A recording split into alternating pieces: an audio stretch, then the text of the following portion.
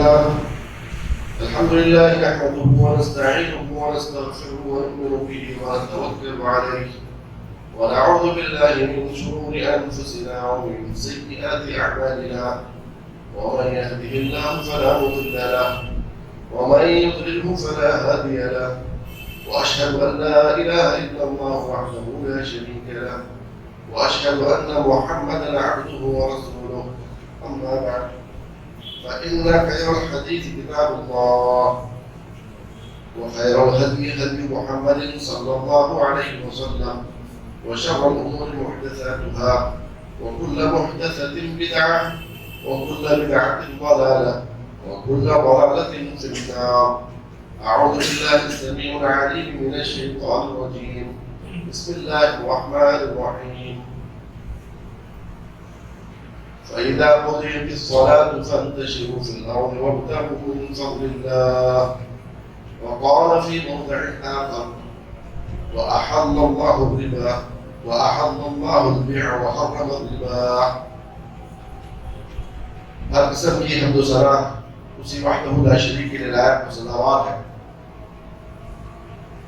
جس نے کائنات بنائی، فرست و شاداب باغات بنائے، ہر قسم کے چرند و پرند، نباتات و جمادات محض انسانوں کے فوائد کے لیے بنائے. اسی رب کائنات کا بے شکر احسان ہے جس نے ہمیں اشرف المخلوقات بنایا، جس نے ہمیں جناب محمد رسول اللہ صلی اللہ علیہ وسلم کی امتی ہونے کا شرف بخشا، جس نے ہماری رشد و ہدایت کے لیے انبیاء اور رسول مبعوث فرمائے اور ہمارے لیے قیامت تک کے لیے قرآن مجید دستور عمل کے طور پر، دستور حیات کے طور پر عطا فرمایا. مختصر حمد کے بعد جناب محمد رسول اللہ صلی اللہ علیہ وسلم پر لاکھوں درود و سلام ہو. آپ کی کوششیں اور کاوشوں سے دین اسلام مکمل طور پر ہم تک پہنچا. عزیز دوستوں، آج ساری دنیا جن حالات سے گزر رہی ہے آپ سب اس سے بخوبی واقف ہیں. ہر شخص پریشان ہے، کوئی بیماریوں سے دوچار ہے، کوئی خسارے سے دوچار ہے اور کوئی اپنے رشتہ داروں میں اموات سے دوچار ہے. ان حالات میں ہر شخص کو معاشی مسائل درپیش ہے الا من رحم ربی، سوائے چند لوگوں کے جو خوشحال ہیں، باقی سبھی کے سب پریشان حال ہیں. جہاں اسلام نے عبادات کے تعلق سے بتایا، نماز، روزہ، زکوٰۃ اور حج کی تعلیم دی، وہیں پر اسلام نے مسلمانوں کے معاشی حل کے بہترین طریقے بتائے، مسلمانوں کے معیشت کو مستحکم کرنے کے لیے بہترین راہ ہموار کی. لیکن ہم ہیں کہ ان اصولوں سے، ان ضوابط سے بے خبر ہیں، جس کی وجہ سے ہر شخص افلاس، غربت اور فقیری کی دہلیز پر کھڑا ہے. وہ کون سے ایسے اصول ہیں، وہ کون سے ایسے ضوابط ہیں جس کو اسلام نے مسلمانوں کے لیے اور ساری امت محمدیہ کے لیے غربت کے ازالے کا، فقر و فاقے سے بچنے کے جو طریقے بتائے ہیں، کبھی ہم نے اس پر غور و فکر نہیں کیا. عزیز دوستوں، غربت، افلاس اور محتاجی کبھی اسلام نے اس کو پسند نہیں کیا. ہاں، یہ اور بات ہے کہ اللہ اور اس کے رسول مفلسین سے محبت کرتے ہیں، غربا اور فقراء سے محبت کرتے ہیں، لیکن فقیری سے محبت نہیں ہے. غریبوں سے ضرور محبت ہے لیکن غربت سے محبت نہیں ہے. اسلام نے کبھی اس بات کو یاد نہیں. اسلام نے ہمیشہ یہ کہا لا تنسى نصیبک فی الدنیا معروفا، جو حصہ دنیا میں اللہ نے مقرر کیا ہے تمہارا، اس کو حاصل کرنے کی جدوجہد کرو. جہاں یہ دعا سکھلائی ربنا آتنا فی الدنیا حسنہ، وہی یہ بھی سکھلایا ربنا آتنا فی الدنیا حسنہ وفی الآخرۃ حسنہ، آخرت کی بھی اچھائیاں ملنی چاہیے اور دنیا کی بھلائیوں سے بھی سرفراز ہونا چاہیے۔ اگر صرف غریبوں سے اور غربت سے، افلاس اور محتاجگی سے محبت روا ہوتی تو صحابہ کرام کو معیشت بحال کرنے کی کیا ضرورت ہے؟ اور خود انبیاء اور رسول جتنے بھی آئے انہوں نے اپنی اپنی معیشتیں بحال کی معاشرے میں رہنے کے لیے، اور اس وقت تک آپ کی عبادات بھی ناقابل قبول ہے جب تک کہ آپ کی معیشت بحال نہیں ہو۔ غربت اور افلاس میں کی جانے والی عبادتیں جس کے اندر مختلف قسم کے وساوس، شکوک و شبہات اور دل میں رنجشیں لیے ہوئے عبادت بھی ناقابل قبول ہے۔ یہی وجہ ہے کہ اسلام نے مسلمانوں کو ترغیب دی کہ فقر و فاقے کا ازالہ کیسے کیا جا سکتا ہے، غربت کا ازالہ کیسے کیا جا سکتا ہے، ایک معاشرے کو مستحکم کیسے کیا جا سکتا ہے، اور معاشرے کو مستحکم کرنے کے لیے معیشت کا بحال ہونا بے حد ضروری ہے۔ جب تک ہماری معیشت بحال نہیں ہوگی ایک اچھا معاشرہ وجود میں نہیں آ سکتا۔ آپ دیکھ لیجیے، اس کے لیے اللہ رب العزت نے، اسلام نے ہمیں 5 چیزوں کی ترغیب دی۔ غربت کے ازالے کے لیے، محتاجگی کے ازالے کے لیے، معاشرے کو مستحکم کرنے کے لیے، اپنی معیشت کو بحال کرنے کے لیے 5 اصول دیے ہیں۔ وہ کیا ہے؟ سب سے پہلی چیز اللہ نے تجارت کو مباح قرار دیا، جائز قرار دیا۔ تجارت جائز ہے۔ اب تجارت کے شرائط کیا ہیں، تجارت کے اصول کیا ہیں، اس کے ضوابط کیا ہیں، اور تجارت کی فضیلت کیا ہے، اس کی اہمیت کیا ہے۔ آپ نے بارہا اس کے تعلق سے کہیں نہ کہیں سنا ہوگا کہ تجارت کی فضیلت ہے، اس کی اہمیت ہے، لیکن اس میں اصول و ضوابط اور کس طرح سے کرنی چاہیے، کون سی ایسی تجارت ہے جو فائدے بخش ہو سکتی ہے، اور کون سی ایسی تجارت ہے جس کے اندر کیا خامیاں آ جائیں تو تجارت میں ناکام ہو سکتا ہے۔ یہ سارے کے سارے اصول اللہ نے قرآن مجید میں بتا دیا ہے، اور نبی اکرم صلی اللہ علیہ وسلم نے اس کی تشریح اور وضاحت کر کے سارے اصول و ضوابط بتا دیے ہیں۔ دوسری چیز زراعت۔ ہم اپنے غربت کا علاج زراعت کے ذریعے سے کر سکتے ہیں، کاشتکاری، ایگریکلچر کے ذریعے سے، باغات کی شکل میں ہو یا موسمی کاشتکاری کے ذریعے سے ہو، اس سے اس کا ادارہ کیا جا سکتا ہے۔ تیسری چیز صنعت کے ذریعے سے، مینوفیکچر، پروڈکشن اس کو کہا جاتا ہے۔ مینوفیکچر کے ذریعے سے، صنعت کے ذریعے سے ہم اپنی معیشت کو بحال کر سکتے ہیں اور معاشرے کو مستحکم کیا جا سکتا ہے۔ اور چوتھی چیز مہارات کے ذریعے سے، ٹیکنیکل فیلڈ۔ کچھ پیشے ایسے ہیں، کچھ فنون ایسے ہیں، کچھ حرفت ایسے ہیں جس کے ذریعے سے اپنے غربت کا ازالہ کیا جا سکتا ہے۔ اگر یہ چاروں نہ ہو تو ایسی صورت میں اگر کسی کے پاس اتنی کیپیسٹی نہیں ہے، اگر وہ اس بات میں مستعد نہیں ہے کہ تجارت کر سکے، زراعت کر سکے یا صنعت کر سکے، یا پھر مہارات میں اس کو کوئی مہارات حاصل کر سکے، تو اس کے لیے ایک چیز یہ بتائی گئی کہ وہ اجرت کر لے۔ تجارت، زراعت، صنعت اور مہارات، پھر اس کے بعد اگر یہ چاروں نہ ہو تو اجرت، یہی مزدوری کر لے، کسی تاجر کے پاس اجرت پر کام کرے، یا جہاں مینوفیکچر صنعت ہے وہاں پر کام کرے، یا پھر زراعت ہے اس میں کام کرے۔ چاروں جگہ پر اس کو مستحکم بنایا جا سکتا ہے۔ یہ 5 اصول ایسے ہیں جس سے ہر شخص، ہر معاشرے کو مستحکم بنا سکتا ہے۔ اب آئیے دیکھتے ہیں اس کے تعلق سے قرآن کیا کہتا ہے۔ تجارت کہتے کس کو ہے؟ تجارت کا اصول اور اس کی تعریف یہ ہے کہ التصرف فی رأس المال طلبا للربح، منافع کی غرض سے اپنے سرمایہ کو کسی چیز میں لگانے کا نام تجارت ہے۔ اور اس کے تعلق سے راغب اصفہانی نے جو تفسیر کی ہے، جو تعریف کی ہے کہ کہتے ہیں ان التجارت فی البسط معانیها تبادل منافع. اصل میں تجارت کے معانی بے شمار ہیں، اس کے وسیع معنی ہیں، لیکن حقیقت میں اس کا اصل معنی واضح طور پر یہ ہے کہ منافع کا متبادل، ایک دوسرے کے ذریعے سے منافع حاصل کرنا، اس کا نام تجارت ہے. قرآن مجید میں تجارت کے تعلق سے بے شمار آیتیں موجود ہیں. مثال کے طور پر فَإِذَا قُضِيَتِ الصَّلَاةُ فَانتَشِرُوا فِي الْأَرْضِ وَابْتَغُوا مِن فَضْلِ اللَّهِ. نمازیں تو پڑھنا ہے ہی، نمازیں تو پڑھنا ہے ہی.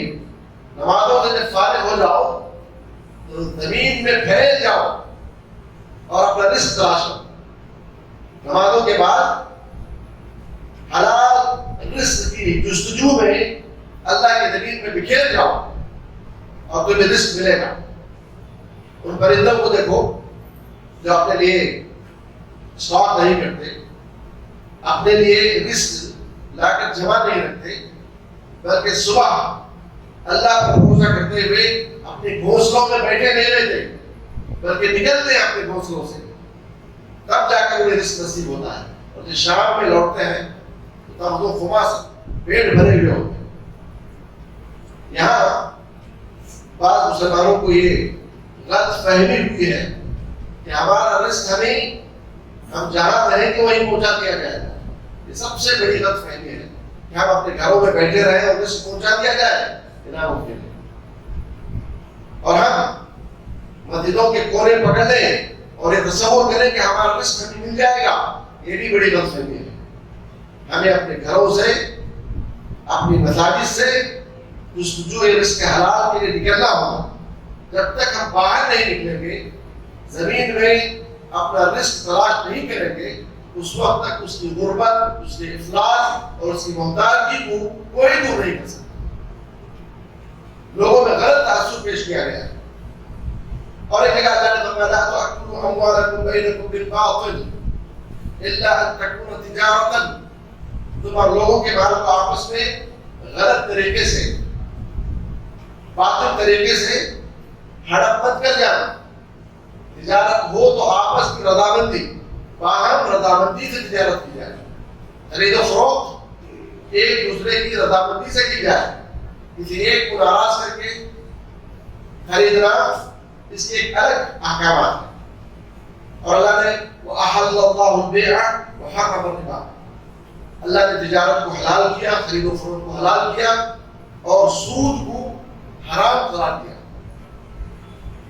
اور ایک جگہ فرمایا رجال لا تلهيهم تجارة ولا بيع عن ذكر الله. مومن بندے تو وہ ہے وہ تجارت میں مشغول ہو کر اللہ کی یاد سے غافل نہیں ہو جاتے، بلکہ عبادات کو اس کی جگہ پر رکھتے ہیں اور معاملات کو اس کی جگہ پر رکھتے ہیں. جب تک آپ کے معاملات بحال نہیں ہوں گے، آپ کی عبادت بھی ناقص ہوگی. آپ کی عبادت میں وہ لذت نہیں آئے گی جب تک کہ آپ کی معیشت بحال نہیں ہوگی. بے شمار قرآن کی آیتیں ہیں، میں یہاں پر صرف مختصر 4 آیتیں میں نے پیش کی ہیں. اور اسی طرح احادیث میں تجارت کی بڑی ترغیب دی گئی ہے. 2 احادیث میں آپ کے سامنے پیش کرنا چاہوں گا. نبی اکرم صلی اللہ علیہ وسلم نے فرمایا، حضرت ابو ہریرہ رضی اللہ تعالیٰ عنہ سے راوی ہے، کہتے ہیں التاجر الصدیق التاجر الصدوق الامین مع النبیین والصدیقین والشہداء. ترمذی شریف کی روایت ہے جس کو حسن قرار دیا گیا ہے. کہتے ہیں کہ سچا تاجر، التاجر الصدوق، سچے تاجر اور امانت دار تاجر نبیوں کے ساتھ، صدیقین کے ساتھ اور شہداء کے ساتھ انہیں اٹھایا جائے گا. اتنا بڑا کرم، اتنی بڑی فضیلت ایک تاجر کے لیے. حضرت رافع بن خدیج رضی اللہ عنہ کہتے ہیں قیل یا رسول اللہ، نبی اکرم صلی اللہ علیہ وسلم سے پوچھا گیا اے اللہ کے رسول، ای الکسب اطیب، سب سے باغزا کون سی ہے، سب سے اچھی کمائی کون سی ہے، سب سے بہترین معیشت کون سی ہے؟ تو آپ نے فرمایا کسب الرجل بیدہ، آدمی کا اپنے ہاتھ سے کمائی کرنا، کاشتکاری کے ذریعے سے، تجارت کے ذریعے سے، صنعت کے ذریعے سے، مہارت کے ذریعے سے یا اجرت کے ذریعے سے اپنے ہاتھ سے کیا گیا کمایا ہوا کمائی وہ سب سے پاک ترین ہے. پھر فرمایا وہ کل بھی ہے کبو، ہر تجارت، ہر پاک تجارت باعث خیر ہے. یہ پاک اسلام نے ایسے ہی نہیں چھوڑا. تاجروں کی فضیلت بتائی، تجارت کے اصول بتائے. اب ایک سوال یہ پیدا ہوتا ہے کہ نبی اکرم صلی اللہ علیہ وسلم کی کیا تجارت تھی؟ آپ کا ذریعہ معاش کیا تھا؟ آپ کس طرح سے اپنی معیشت کو بحال کرتے تھے؟ شاید آپ نے اس سے پہلے نہ سنا ہو. نبی اکرم صلی اللہ علیہ وسلم کی معیشت بہت ہی مستحکم تھی. ہم نے بارہا پڑھا ہے کہ نبی اکرم صلی اللہ علیہ وسلم کے مہینوں تک چولہا نہیں جلتا تھا. چولہا نہ جلنے کا مطلب فقر و فاقہ نہیں ہے، بلکہ حضرت عائشہ صدیقہ رضی اللہ عنہا نے اس کی وضاحت کر دی. الاسودان، کھجور، دودھ پانی کے ذریعے سے بحال کیا جاتا. نبی اکرم صلی اللہ علیہ وسلم کو اختیار کیا گیا آپ کو نبوت ہم بادشاہت کے ساتھ دے دیں. کیا آپ کو گوارا ہے؟ نبی اکرم صلی اللہ علیہ وسلم نے اس کو گوارا نہیں کیا. حضرت جبرائیل کے مشورے پر آپ نے عاجزی و انکساری و ذل اختیار کیا. آپ بادشاہ بھی بنا دیے جاتے، دولت کا انبار آپ کو دیا جاتا. آپ چاہتے تو پہاڑوں کو سونے کا بنا دیا جاتا اور نبوت بھی برقرار رہی. یہ مثالیں ہمارے پاس موجود ہیں. حضرت داؤد علیہ السلام کو لے لیں، حضرت سلیمان علیہ السلام کو لے لیں. بادشاہ کے ساتھ ساتھ نبوت بھی عطا کی گئی. لیکن نبی اکرم صلی اللہ علیہ وسلم نے محتاجی کو نہیں، فقیری کو نہیں، غربت کو نہیں، بلکہ زہد کو اختیار کیا. مال و دولت کے مقابلے میں آپ نے نبوت کو اختیار کیا. اب سوال یہ پیدا ہوتا ہے کہ نبی اکرم صلی اللہ علیہ وسلم کے مصادر اموال کیا تھے؟ آپ کی معیشت کیسے بحال تھی؟ اس تعلق سے لکھتے ہیں قبل النبوت انه اجر نفسه فی رعایت الغنم. نبوت سے پہلے آپ اپنے آپ کو اجرت پر پیش کرتے تھے، لوگوں کے لیے کام کیا کرتے تھے، مزدوری کیا کرتے تھے اور لوگوں کے بکریاں چرایا کرتے تھے. نبوت سے قبل آپ کوئی بھی نبی، جتنے بھی نبی آئے ہیں سبھی نے بکریاں چروائی. بکریاں چرانے کا ایک بہت بڑا فائدہ یہ ہے کہ صبر اور یقین، توکل، سارے کے سارے صفات اس کے اندر پیدا ہوتا ہے. کنٹرول، اپنے آپ کو کنٹرول کرنے کا مادہ آتا ہے، غصے پر قابو پانے کا طریقہ اور سلیقہ آتا ہے. نبی اکرم صلی اللہ علیہ وسلم رعاۃ الغنم، بکریاں چرایا کرتے تھے. اور یکسب الرسول من تجارته ويصرفها في سبيل الخير. آپ جو تجارت کرتے تھے اس تجارت میں سے جو منافع آتا تھا آپ معاشرے کے غریب غربا فقیروں پر خرچ کر دیا کرتے تھے. کیسے پتا چلا؟ جب اللہ کے رسول صلی اللہ علیہ وسلم کو پہلی وحی آئی تو آپ ذملونی کہتے ہوئے حضرت خدیجہ کے پاس آئے اور کہنے لگے کہ مجھ پر چادر اڑا دو، کمبل اڑا دو. تو حضرت خدیجہ نے کیا کہا؟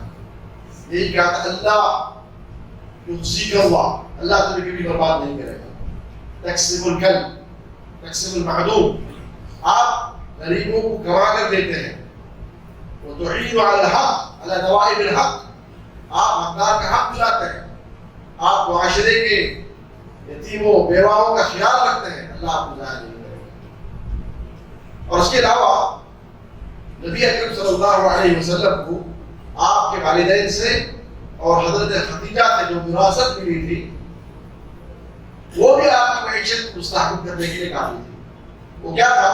اس کے تعلق سے ابو یعلا الفرع الوافدی یہ دونوں لکھتے ہیں کہ نبی اکرم صلی اللہ علیہ وسلم کو آپ کے باپ، آپ کے والد حضرت عبداللہ سے جو ملا تھا ایک خادمہ تھی جس کا نام ایمن الحبشیہ کے نام سے معروف ہے، جس کا نام برکہ تھا. ایک خادمہ ایمن الحبشیہ جس کا نام برکہ تھا. دوسرے خمسۃ اجمال، آپ کو والد کی وراثت سے 5 اونٹ ملے تھے اور قطعۃ من غنم، بکریوں کا ایک ریوڑ ملا تھا. بکریاں چند بکریاں تھیں. اور مولا شفران وہ ابنہ صالح، آپ کو ایک غلام شفران نامی اور اس کا بیٹا صالح جو غزوہ بدر میں شہید کر دیے گئے. یہ آپ کو میراث اپنے والد سے ملی. وہاں سے کیا ملا؟ اس کے تعلق سے لکھتے ہیں ورث عن امه آمنہ بنت وہب دارا بمکہ. مکہ کے اندر ایک گھر جس میں آپ پیدا ہوئے، آج کل وہ مکتبہ میں تبدیل کر دیا گیا ہے، تو وہ گھر نبی اکرم صلی اللہ علیہ وسلم کو میراث میں اپنی ماں سے ملا. آپ کی بیوی حضرت خدیجہ سے کیا ملا؟ اس کے تعلق سے لکھتے ہیں ورث عن زوجته خدیجہ دارا فی مکہ بین الصفا والمروہ. صفا مروہ کے مابین مکہ میں ایک گھر حضرت خدیجہ سے ملا. غلام زید بن حارثہ، ایک غلام زید بن حارثہ کے نام سے، پھر آپ نے اس کو آزاد کر کے متبنی بیٹا بنا لیا. پھر اس کے بعد 400 دراہم، 400 درہم آپ کو آپ سے ملے، آپ کی وراثت سے ملا حضرت خدیجہ کی. اور اس کے علاوہ اللہ رب العزت نے نبوت کے بعد جب آپ مکہ سے ہجرت کر کے مدینہ گئے تو اللہ رب العزت نے آپ کو سارے مال غنیمت میں اور مال فیء میں 5% لینے کا حق دے دیا. خمس، جیسا کہ سورہ کے اللہ نے فرمایا وَاعْلَمُوا أَنَّمَا غَنِمْتُم مِّن شَيْءٍ كَانَ لِلَّهِ خُمُسُهُ وَلِلرَّسُولِ. جو بھی مال غنیمت آئے گا اس میں سے 5% 5% اللہ اور اس کے رسول کے لیے ہے. آپ کی معیشت بحال ہوگی. بعض مؤرخین لکھتے ہیں کہ آپ کے پاس کل 10 اونٹ تھے جو اجرت پر دیا کرتے تھے. یوسف دیے کہ 10 ٹرک یا 10 ٹیکسی جو لوگوں کے بول اٹھانے کے لیے، کھیتوں کو پانی سیراب کرنے کے لیے، تجارتی مال کو ادھر سے ادھر شفٹ کرنے کے لیے اجرت پر دیا کرتے تھے، جس سے آپ کی معیشت بحال ہوئی. اور آپ کے پاس 3 باغات، مدینہ جانے کے بعد آپ کے پاس 3 باغات تھے. ایک کیا ہے؟ سقایا، ایک باغ کا نام سقایا ہے، اور ایک بنو نذیر ہے، خیبر ہے اور فتح ہے. ثلاثۃ سقایا، یعنی 3 باغات آپ کو میسر تھے، ایک بنو نذیر کا اور خیبر کا اور فتح کا. آپ نے اس کو کیسے تقسیم کیا تھا؟ آپ نے بنو نذیر کا جو باغ تھا فکانت حبسا للنوائب، آپ جس کو اپنا نائب بنا کر بھیجتے تھے، چاہے غزوات میں ہو، چاہے سریہ میں ہو، یا پھر پیغام رسانی کے لیے ہو، جن کو آپ نائب بنا کر بھیجتے تھے یا رکھتے تھے، ان تمام کو اس باغ کے ذریعے سے ان کی کفالت کی جاتی تھی بنو نذیر کے پاس سے. تیسرا جو فلک تھا فکانت حسین لابناء السبیل، یہ خاص کر دیا گیا تھا مسافروں کے لیے. جو بھی مسافر آتا اس کے ذریعے سے اس کی کفالت کی جاتی، اس کے اخراجات، آنے جانے کے خرچے، رہنے سہنے کا انتظام اس باغ کے ذریعے سے کیا جاتا. اب جو خیبر کا جو باغ تھا فجزاها رسول اللہ صلی اللہ علیہ وسلم بثلاثة اجزاء، آپ نے اس کو 3 حصوں میں تقسیم کیا. ایک جزء بین المسلمین، 2 حصے مسلمانوں کے لیے، معاشرے میں جو مسلمان فقراء تھے، محتاج تھے، مساکین تھے، ان کی کفالت کی جاتی تھی 2 حصے سے، مطلب خیبر کے باغ سے.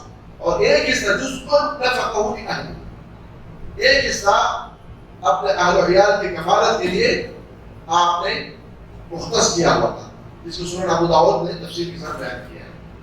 اب آئیے اس کے علاوہ صحابہ کرام کی کیا کارکردگیاں تھیں، تجارتی میدان میں آپ کی کیا سرگرمیاں تھیں، یہ بھی معلوم ہونا چاہیے. صحابہ کرام جس میں حضرت ابوبکر صدیق رضی اللہ تعالیٰ عنہ ہیں، آپ کپڑے کی تجارت کیا کرتے تھے. مدینے میں آپ کے بڑے بڑے مستودے تھے اور کپڑے کے کارخانے تھے. آپ خلیفہ بنائے جانے کے 4 دن کے بعد لوگوں نے دیکھا کہ آپ اپنے ہاتھ پر کپڑے لیے ہوئے بازار کی طرف جا رہے ہیں، تو حضرت عمر بن الخطاب نے کہا کہ اب آپ یہاں کام کرنے کی ضرورت نہیں ہے، اب آپ بیت المال سے آپ کی کفالت کریں گے. اب آپ امور المسلمین کو دیکھیے. آپ اس کے بعد سے آپ نے تجارت میں حصہ نہیں لیا. حضرت عمر رضی اللہ عنہ کی تجارت اس قدر عام تھی کہ ایران سے حجاز سے لے کر ایران تک آپ کی تجارت بڑھی ہوئی. آپ نے اس میں حصہ لیا، تجارت کی.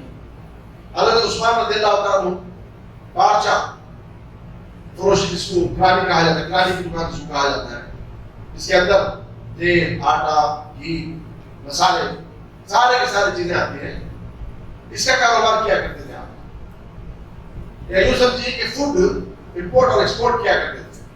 کہاں سے؟ ملک شام سے، ہند سے، اور مختلف مقامات سے، ایران سے، دمشق اور کوفہ، اس وقت بڑی بڑی منڈیاں بنی ہوئی تھیں، وہاں سے آپ امپورٹ ایکسپورٹ کیا کرتے تھے. آٹا، گھی، تیل وغیرہ جو ہے، مسالے جات وغیرہ، یہ آپ کا کاروبار. حضرت زبیر بن عوام رضی اللہ تعالیٰ عنہ کپڑے کے بڑے تاجر تھے، ان کے شام سے امپورٹ کیا کرتے تھے، اور حجاز میں، مدینے میں، مکہ میں آپ کی تجارت پھیلی ہوئی تھی. حضرت ابو سفیان تیل اور چمڑے کے تاجر تھے. حضرت عباس رضی اللہ تعالیٰ عنہ یمن سے عطر خرید کر لاتے اور حج کے دنوں میں لوگوں میں فروخت کیا کرتے تھے، اس کی تجارت کرتے تھے، مکہ میں اس کی تجارت کرتے تھے. حضرت عبد الرحمن بن عوف کے تعلق سے آپ جانتے ہیں کہ آپ کی تجارت گھی اور تیل کی تجارت. حضرت عبد الرحمن بن عوف جب مکہ سے مدینہ پہنچے تو آپ کے پاس صرف ایک دینار تھا، جبکہ آپ مکہ کے بڑے تاجروں میں شمار کیے جاتے تھے. اللہ کے رسول صلی اللہ علیہ وسلم نے حضرت سعد بن ربیعہ کے ساتھ اخوت کر رہے، بھائی چارہ کروایا. بھائی ہوتا تو کیسے ہوتا؟ حضرت ربیعہ نے کیا کہا کہ عبد الرحمن، میرے پاس 2 باغات ہیں، ایک باغ تمہارا، میرے پاس 2 مکان ہیں، ایک مکان تمہارا، اور میرے پاس 2 بیویاں ہیں، جس کو تم پسند کرو میں اس کو طلاق دے دوں، ادھر گزرنے کے بعد نکاح کروں. یہ بھائی صاحب. حضرت عبد الرحمن بن عوف نے کیا کہا؟ آپ نے کہا کہ آپ کے باغات، آپ کے مکانات، آپ کی زوجات آپ کو مبارک. دلونی علی سوق المدینہ، مجھے صرف مدینے کا بازار بتا دو. آپ نے 1 دینار سے یہ خریدا فروخت کیا، شام تک 2 دینار ہو گئے. 1 دینار سے رہنے سہنے کا، کپڑوں کا انتظام کیا، دوسرے دینار سے تجارت شروع کی. ایک دور ایسا بھی آیا کہ ایک اونٹ مدینے میں ہوتا تو اس کا آخری اونٹ ان کے شام میں ہوتا. ایک وقت کبھی آپ کے قافلے میں 400 اونٹ کا قافلہ آیا، کبھی 700 اونٹوں پر مشتمل قافلہ آتا تھا. اس کے تعلق سے مورخین لکھتے ہیں اذا دخلت العير الحاملة بتجارة سمعت معارضة، مدینے میں دھوم مچتا تھی جب آپ کا قافلہ آتا. 400 اونٹوں پر مشتمل ہوتا تھا، کبھی 700 اونٹوں پر، کبھی 1000 اونٹوں پر مشتمل تجارت قافلہ آیا کرتا. اور بعض صحابہ کرام رنگ سازی کا کام کرتے، کپڑا بننے کا کام کرتے، آلات حرب، تلواریں، چھری، چاقو وغیرہ بنانے کا کام کیا کرتے، اور کچھ دستکاری کیا کرتے تھے، ہینڈ میڈ اس کو کہا جاتا ہے. ساری کی ساری تجارتیں وہی ہیں، لیکن نام ہم نے بدل دیا ہے. دستکاری کیا کرتا ہے. اور بعض صحابہ کرام گرم مسالے کی تجارت کرتے، جڑی بوٹیاں امپورٹ کرتے، سونا چاندی کی تجارت کرتے، اور قیمتی پتھر اگر کہا جائے تو سمجھ میں نہیں آئے، ڈائمنڈس، یہ بہت جلدی سمجھ میں آتا ہے. ان چیزوں کی تجارت کیا کرتے تھے. اور اسی طرح سے بعض صحابہ سندل کی تجارت کرتے، زعفران، بادام، ڈرائی فروٹس وغیرہ کی تجارت کیا کرتے. یہ عام تھا، جس کی وجہ سے انہوں نے اپنی غربت، اپنا افلاس اور اپنی معیشت کو، غربت کو دور کیا اور معیشت کو بحال کیا. تجارت کیوں ضروری ہے؟ آج ہم معاشرے میں دیکھ رہے ہیں کہ ہمارا مسلم طبقہ زیادہ تر مزدوری کرنے پر آمادہ ہے، اجرت کرنے پر آمادہ ہے. اپنی غربت کے ازالے کے لیے تجارت کا کبھی خواب و خیال میں نہیں سوچتا، جبکہ اسلام نے اس کو بہترین اصول و ضوابط دیے ہیں کہ کس طرح سے اپنی معیشت کو مستحکم کر سکتا ہے.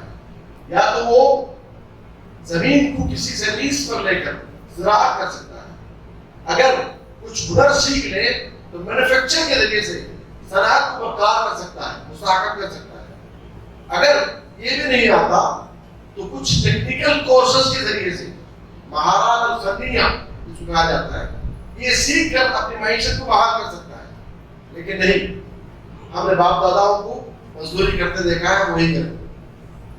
جب تک ہمارے اندر تجارت کا حوصلہ، تجارت کا شوق، تجارت کا جذبہ، اس کی اہمیت اور فضیلت کو نہیں سمجھیں گے، اس وقت تک ہمیں کوئی دوسرا جگہ دیکھ کے نہیں آئے گا. تجارت کیوں ضروری ہے؟ اس ایک سوال کے تحت حضرت عمر رضی اللہ عنہ کا قول بھی کہتے ہیں یا معاشر الفقراء، اے فقیروں کی جماعت، اے محتاجوں اور افلاس کی جماعت، ارفعوا رؤوسکم، اپنے سروں کو اٹھا کر جیو، اپنے سروں کو جھکا کر نہیں، سروں کو اٹھا کر جیو، فقد وسع الطریق، تمہارے لیے اسلام نے بے شمار راستے ہموار کیے ہیں، اور فاستبقوا الخیرات، اچھے کاموں میں سبقت کرو، آگے بڑھو، اور فرمایا ولا تكونوا ولا تكونوا عامة المسلمين، مسلمانوں پر بوجھ مت بنو، فقیر بن کر لوگوں سے صدقہ خیرات کلیکشن کرتے ہوئے نہ پھرو، فقیر بن کر زکات کلیکشن کرتے ہوئے نہ پھرو، فقیر بن کر بھی مانگتے ہوئے نہ پھرو۔ حضرت عمر رضی اللہ عنہ نے قانون نافذ کر دیا تھا، اگر کسی غلام کو دیکھتے تو سب سے پہلے یہی پوچھتے کہ کیا یہ کسی فن میں ماہر ہے؟ اگر کہا جاتا یہ کوئی ہنر نہیں جانتا، صرف مزدوری کرنا جانتا ہے، تو آپ کیا کہتے تھے؟ سقط عین، یہ میرے ہاتھوں سے گر چکا ہے، اس کی کوئی اہمیت نہیں ہے، اس کی کوئی قدر و قیمت نہیں ہے۔ ہنر کا سیکھنا ایک مسلمان کا شعار ہے، اور آپ یہ تاکید کیا کرتے تھے کہ اپنے بچوں کو ہنرمند بناؤ، اور ایک جگہ فرمایا لا يقعدن احدكم عن طلب الرزق، رزق کی جستجو میں مسجدوں کے کونے پکڑ کر مت بیٹھ جاؤ، ويقول، اور کہا کرتے تھے اللهم ارزقني، اے اللہ مجھے رزق عطا فرما، وقد علم ان السماء لا تمطر ذهبا ولا فضة، اور کہتے تھے کہ مجھے جہاں تک معلوم ہے آسمان سے سونا اور چاندی کی برسات نہیں ہوتی، آسمان سے سونے چاندی کی برسات نہیں ہوتی، وَأَنَّ اللَّهَ إِنَّمَا يَرْزُقُ النَّاسُ بَعْضُهُم مِّن بَعْضٍ، اللہ تعالیٰ ایک دوسرے کے ذریعے سے رزق پہنچاتا ہے۔ جب تم جدوجہد نہیں کرو گے، کوشش نہیں کرو گے، تو آپ کی معیشت کیسے بحال ہوگی، آپ کا فقر و فاقہ اور غربت و افلاس کیسے دور ہوگی؟ وَأَنَّ اللَّهَ إِنَّمَا يَرْزُقُ، لوگوں کو جو ہے لوگوں کے ذریعے سے ہی فائدہ پہنچاتا ہے۔ اور یہ کہتے تھے حضرت عمر لولا هذه البيوع، اگر اللہ تعالیٰ نے تجارت کو جائز قرار نہ دیا ہوتا، خرید و فروخت کو اگر جائز نہ قرار دیا ہوتا، تو کیا ہوتا؟ صرف تم عالۃ علی الناس، تم لوگوں پر بوجھ بن جاتے، جتنے فقراء ہیں وہ سب مالداروں پر بوجھ بنا دیے جاتے۔ تجارت اس لیے بھی ضروری ہے کہ اس کے ذریعے سے ہم بے شمار فرائض ادا کر سکتے ہیں، حج جیسی فریضے کو ادا کر سکتے ہیں، زکات جیسی زکات کو ادا کر سکتے ہیں، صدقہ خیرات کر سکتے ہیں، معاشرے کے غریب غربا بیوہ اور یتیم کا خیال رکھ سکتے ہیں، ان کی سرپرستی کر سکتے ہیں۔ اس کے تعلق سے بے شمار واقعات ہمارے سامنے موجود ہیں۔ حضرت عبدالرحمن بن عوف نے جب دولت کمائی تو آپ نے اس کا مصرف بھی کرنا کہ کہاں خرچ کیا جائے۔ اسلام دولت کمانے سے نہیں روکتا، لیکن اس کا مصرف معلوم ہونا چاہیے کہ دولت آنے کے بعد اس کو کہاں خرچ کرنا چاہیے۔ حضرت عثمان رضی اللہ تعالیٰ عنہ غزوہ تبوک کے ایک اعلان پر آپ نے 3 سوق 1000 دینار خیرات کر دیا، جس کے بعد اللہ کے رسول صلی اللہ علیہ وسلم کو کہنا پڑا کہ کفا یا عثمان، آج کے بعد تمہیں کچھ کرنے کی ضرورت نہیں ہے، اللہ تم سے راضی ہو گیا۔ حدیث دوستو، اس صدقہ خیرات کا جذبہ تب آتا ہے جب ہم تجارت کریں، اپنی یا صنعت کے ذریعے سے اپنا معیشت کو محکم کریں گے، یا پھر زراعت کے ذریعے سے باغات یا موسمی سبزیاں پھل فروٹس اس کے ذریعے سے ہم اگا سکتے ہیں۔ اب تجارت کے بے شمار اقسام، انواع تجارت کیا ہے؟ بے شمار ہے۔ چند باتیں میں آپ سے گزارش کروں گا کہ سب سے پہلی چیز تجارت کے اقسام میں سے 2 ہیں، التجارت الداخلیہ اور تجارت الخارجیہ۔ ایک انٹرنل بزنس ہوتا ہے جو محلی طور پہ ہوتا ہے، آپ نے یہیں سے خریدا اور یہیں پر فروخت کر دیا، اور ایک انٹرنیشنل جس کو امپورٹ اور ایکسپورٹ بھی کہا جاتا ہے۔ اب تجارت داخلیہ سے مراد کیا ہے؟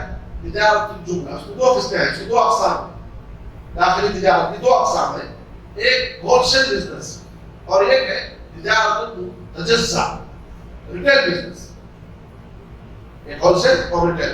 اور انٹرنیشنل بزنس میں تجارت التصدیر، ایکسپورٹ بھی ہے اس کے اندر، تجارت الاستیراد، امپورٹ ہے، باہر سے آپ نے ضرورت کے حساب سے آپ نے لوگوں کی ڈیمانڈ پر کچھ چیزیں آپ نے منگوا دی، اور لوگوں آپ کے پاس کثرت سے وہ چیز پائی جا رہی ہے، دوسری جگہ محتاج ہے، آپ وہاں پر ایکسپورٹ کریں گے۔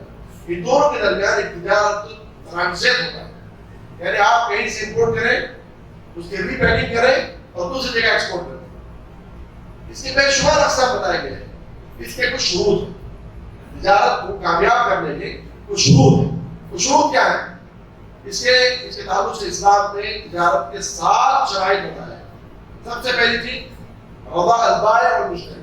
تجارت میں خرید اور فروخت کرتے ہوئے خریدار، خریدنے والا اور بیچنے والا دونوں کی رضامندی کا ہونا ضروری ہے. اللہ ان تكون عن تراض منكم، اللہ ان تكون عن تراض منكم، باہمی رضامندی کے ساتھ کسی چیز کو طے کیا جائے. دوسری چیز بلوغ البائع والمشتری، سن الرشد. خرید و فروخت کرنے والا بزنس مین کو کم سے کم بالغ ہونا چاہیے، سن الرشد کو پہنچنا چاہیے. قرآن مجید نے اس کے تعلق سے وضاحت کی ہے کہ وہ سن الرشد، اس کے تعلق سے مفسرین نے 21 سال بتائی. 21 سال کا ہونا ضروری ہے. اس سے پہلے میچور نہیں ہوتا، اس کے بعد کا کوئی اعتبار نہیں ہوتا، اس کی تجارت کا کوئی اصول نہیں ہوتا، کبھی بھی وہ کر سکتا ہے. اس لیے سن الرشد رکھا گیا ہے، اس کو بلوغت کی عمر ہونا ضروری ہے. تیسری چیز کون البیع مالا، جو آپ بیچ رہے ہیں نا وہ ایک مال کی شکل میں ہونا چاہیے، مال کی شکل میں موجود ہو. جیسے اللہ نے فرمایا وَأَحَلَّ اللَّهُ الْبَيْعَ وَحَرَّمَ الرِّبَا. نبی اکرم صلی اللہ علیہ وسلم کے تعلق سے آتا ہے اشترى رسول اللہ صلی اللہ علیہ وسلم من جابر بعیرا، آپ نے حضرت جابر سے اونٹ خریدا. جیسے اونٹ ایک مال ہے. پھر ومن اعراب فرسا، کبھی آپ نے ایک بدو سے گھوڑا خریدا، ایک مال ہے، گھوڑا ایک مال ہے. اسی طرح سے سونا چاندی، اسی طرح سے نباتات جس میں غلہ وغیرہ ہے، ایک چیز موجود ہونا چاہیے. ٹھیک ہے. چوتھی چیز توفین البیع ملکا للبائع، جو چیز بیچی جا رہی ہے وہ اس کی ملکیت ہونا ضروری ہے.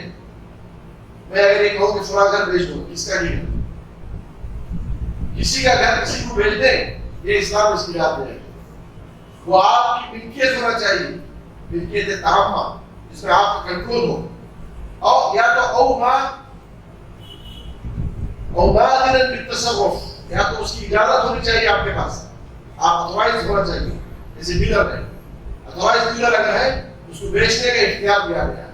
آپ اس کو تفویض دے دیں، مفوض بنا دیں کہ آپ میری طرف سے بیچ سکتے ہیں، یا کسی کو وکیل بنا دیں تو تب وہ بیچنے کا اس کو اختیار ہے. اور اللہ کے رسول صلی اللہ علیہ وسلم نے فرمایا لا تبیعوا ما لیس عندک، جو آپ کے ہاتھ میں ہے ہی نہیں وہ چیز آپ نہیں بیچ سکتے، آپ کو اختیار نہیں ہے. اور اللہ کے رسول صلی اللہ علیہ وسلم نے حکیم بن حزام سے کہا تھا لا تبع ما لیس عندک، جو تمہارے کنٹرول میں نہیں ہے، جو تمہاری ملکیت نہیں ہے، اس کو تم فروخت نہیں کر سکتے. نمبر 5 القدرہ علی تسلیمها، علی تسلیم المبیع، بیچی ہوئی چیز کو ہینڈ اوور کرنے کی استطاعت، قدرت ہونی چاہیے. ایک چیز میں نے اس کو بیچ دیا تو یہ آپ اس کو ہینڈ اوور کر رہے دے رہے ہیں، یہ ہونا چاہیے.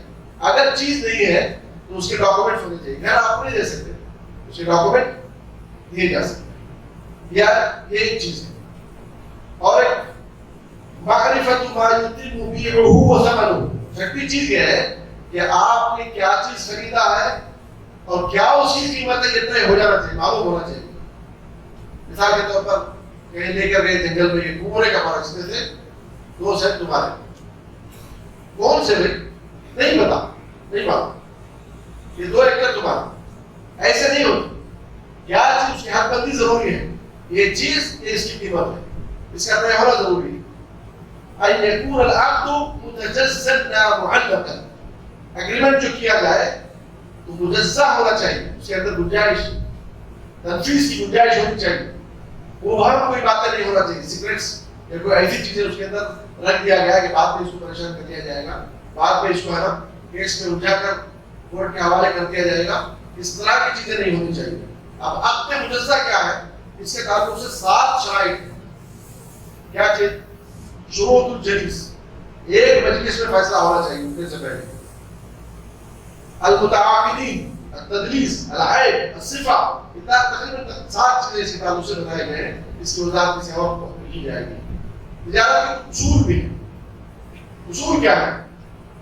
اگر وہ اصول و ضوابط اس کے اندر نہیں ہوں گے تو ایک اچھا تاجر نہیں بن سکتا. اچھا تاجر بننے کے لیے اسلامی اصول کو اپنانا بہت ضروری ہے.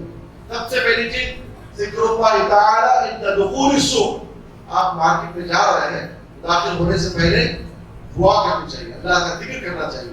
وہ دعا بھی اسلام نے ہمیں سکھائی ہے. کیا لا الہ الا اللہ وحدہ لا شریک لہ لہ الملک وَلَهُ الْحَمْدُ وَهُوَ عَلَىٰ كُلِّ شَيْءٍ قَدِيرٌ۔ اس کا فائدہ کیا ہوگا؟ آپ جتنے قدم مارکیٹ میں چلیں گے ہر قدم کی عمل ایک نیکی، ایک گناہ معاف اور ایک درجہ بلند۔ مارکیٹ میں ہم جاتے ہیں تو سب سے بہترین جگہ اس قرۂ ارض پر مساجد کو کہا گیا ہے، اور سب سے بہترین جگہ بازار کو کہا گیا ہے۔ مسجد سے تعلق امت مسلمہ کا اس لیے جوڑا گیا کہ وہاں پر حلال و حرام کو سیکھیں، اور بازار سے اس لیے جوڑا گیا کہ جو کچھ آپ نے سیکھا ہے اس کو تنفیذ کریں، وہاں پر جاری کریں۔ اسلام نے کبھی مسجد میں قیدی بنا کر نہیں رکھا، امت مسلمہ کو عادت دی۔ دوسرا اصول یہ ہے کہ ان يتأجر في المباح ولا يتاجر فيما يحرم شرعا، حلال چیز کی تجارت کریں، جس کو شریعت نے حرام کیا ہے اس کی تجارت خرید و فروخت نہ کریں۔ تیسرا اصول اللہ یغش ولا یخون، دھوکہ دہی نہ کریں، خیانت نہ کریں مال میں۔ اسی بے شمار مثالیں ہیں، وقت نہ کافی ہے۔ اللہ یحتکر لأنها حرام، مال کو اسٹاک کر کے نہ بیچیں۔ یحتکر، مال آ گیا آج 1000 روپے کا ہے، اگر میں اس کو 2-4 دن روک لوں گا تو مارکیٹ پیاری بڑھ جائے گی، مال نہیں آ رہا ہے، شارٹیج ہو جائے گا، تو میں اس کو 1500 2000 بیچ دوں گا۔ یہ غلط پالیسی ہے، یہ اصول نہیں ہے، اسلام اس بات کو یاد نہیں کرتا۔ اللہ یحلف کاذبا، 5واں اصول یہ ہے کہ اپنی چیز کو جھوٹ بول کر نہ بیچیں۔ آج سارے تاجروں کا یہی حال ہے، بہت قبیلہ بن رہے ہیں، اپنی چیز کو جھوٹ بول کر بیچتے ہیں۔ اس میں فائدہ کہاں سے آئے گا؟ برکت کہاں سے ہوگی؟ فائدہ اور نقصانات کے علاوہ کچھ نہیں حاصل ہوگا۔ چھٹی چیز اللہ یعالی فی الاسعار، قیمت مارکیٹ کے سے زیادہ نہ رکھے، مارکیٹ کے حساب سے رکھے، اپنی چیز کی قیمت بلند نہ کرے۔ ساتویں چیز ایفاء الکیل والمیزان، ناپ تول برابر رکھے۔ اس کا اصول یہ ہے کہ ناپ تول میں کمی نہ کی جائے۔ اللہ رب العزت نے بربادی کہا ان لوگوں کے لیے تو ناپ تول میں کمی نہ کرے۔ اور السماحۃ فی البیع والشراء، خرید و فروخت کا 8واں اصول یہ ہے کہ نرمی کریں، یہی کوئی گنجائش ہے تو چھوڑ دیں، اسی کو پکڑ کر سختی سے پکڑ کر نہ رکھیں۔ 100-200 روپے کی بات ہے، درگزر کریں، اس سے کیا ہوگا؟ اللہ تعالیٰ اس کے مال میں اس سے دگنی برکت عطا کرے گا۔ 9ویں چیز الصدق فی المعاملہ، معاملات میں سچائی، ہمیشہ سچائی کو اپنائیں۔ اگر کوئی عیب ہے تو اس کو واضح کر دیں۔ الاکثار من الصدقات، اس کا اصول 10واں اصول یہ ہے کہ صدقہ خیرات کرتا رہے، جب بھی کوئی معاملہ ہو جائے، کوئی ڈیلنگ ہو جائے تو صدقہ خیرات کر دیں۔ کیوں؟ اس لیے کہ نبی اکرم صلی اللہ علیہ وسلم نے فرمایا فَشُبِّهُ بِبَيْعِكُمْ بِالصَّدَقَةِ، شیطان حامل ہو جاتا ہے، شیطان آڑے آ جاتا ہے، یہ تو فطور پیدا کر دیتا ہے، دراڑے پیدا کر دیتا ہے، حسد بغض عناد پیدا کرتا ہے۔ اس لیے کیا کرو؟ اس کو دور کرنے کے لیے جب بھی کوئی ڈیلنگز ہو، کوئی تجارت ہو تو اس میں سے کچھ صدقہ کر دیا کرو۔ اور الکتابہ والاشہاد، جب بھی آپ کوئی ڈیلنگ کریں، کوئی بزنس کریں تو ایک گواہ اور لکھا پڑھی ہونا ضروری ہے، اگریمنٹس کا ہونا ضروری ہے اور گواہوں کا ہونا ضروری ہے۔ نمبر 12 اس کا اصول یہ ہے کہ انذار المعسر، اگر کسی کو قرض پر دیا ہوا ہے، کریڈٹ پر دیا ہوا ہے تو اس کو تھوڑی سی مہلت دے دیں۔ نبی اکرم صلی اللہ علیہ وسلم فرماتے ہیں کان تاجرا، ایک تاجر تھا، وہ کیا کرتا تھا؟ یدافع الناس، لوگوں کو قرضہ دیا کرتا تھا۔ فاذا راى معسرا، دیکھتا تھا کہ تھوڑا سا ذرا تک حال ہے تو اسے کیا کرتا تھا؟ اپنے بیٹوں سے کہتا تھا قال لفتيانه تجاوزوا عنه، چھوڑو ذرا اس کو اور مہلت دے دو، کچھ دن اور گر دو، لعل اللہ ان يتجاوز عنا، ہو سکتا ہے اللہ تعالیٰ اس کی بدولت ہمیں درگزر کر دے، ہم کو ڈھیل دے دے۔ تو نبی اکرم صلی اللہ علیہ وسلم فرماتے ہیں، بخاری شریف کی روایت ہے فتجاوز اللہ عنہ، قیامت کے دن اللہ رب العزت اس سے درگزر کر دے گا، اس کے گناہوں کا پردہ پوشی کر دے گا۔ تو یہ اصول ہے۔ تو اس طرح سے اسلام نے کہیں کا نہیں کوئی گنجائش نہیں چھوڑی۔ ہم اپنے ضرورت کا علاج ہم اپنے ہاتھوں سے کر سکتے ہیں، ہم اپنے افلاس کا علاج کر سکتے ہیں، معاشرے کو مستحکم کر سکتے ہیں۔ اللہ رب العزت سے دعا کریں کہ اللہ رب العزت ہمارے دلوں میں تجارت کی محبت اجاگر فرمائے اور ہمیں صدیقین اور شہداء کے ساتھ ہمیں اٹھائے۔ اللہ رب العزت ہماری تجارتوں میں برکت عطا فرمائے، ہمارے بے و شیوا میں برکت عطا فرمائے۔ آپ کو لہٰذا